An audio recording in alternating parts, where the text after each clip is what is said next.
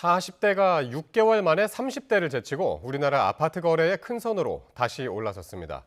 대출 조이기로 빚내기가 어려워지자 보유자금 여력에 따른 차이인 것으로 보입니다. 보도에 김기봉 기자입니다. 올 초부터 강남권을 중심으로 불붙기 시작한 아파트 매매 활기. 하지만 지난 7월 9천 건에 근접했던 서울 아파트 거래량은 이후 석 달 연속 큰 폭으로 떨어져 지난달엔 4분의 1에 그쳤습니다. 값이 이미 많이 오른 데다 대출 규제까지 겹쳐 추격 매수에 제동이 걸린 채 숨고르기에 들어간 것입니다. 이런 상황에서 거래를 주도하는 연령대도 바뀌었습니다. 공격적 매수로 올해 상승세를 이끌었던 30대가 지난 3월 이후 6개월 만에 아파트 매입 큰손 자리를 40대에 넘겨줬습니다. 대출받기가 어려운 상황에서 아무래도 자기 자금 여력이 더 나은 40대에게 밀렸다는 분석입니다.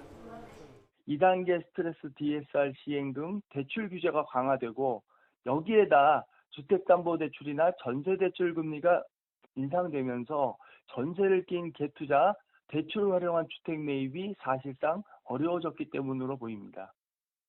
집값이 상대적으로 더 비싼 서울에서는 이런 현상이 더 일찍 나타났는데 지난 7월부터 40대가 30대를 앞지른 뒤 9월엔 격차가 더 벌어졌습니다. 하지만 30, 40대 모두 전달과 비교해서는 거래 비중이 줄었습니다.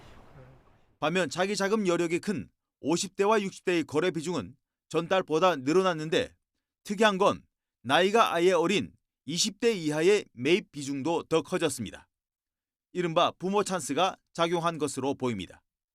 20대들은 집을 살 여력이 크게 되지 않는 게 현실인데요.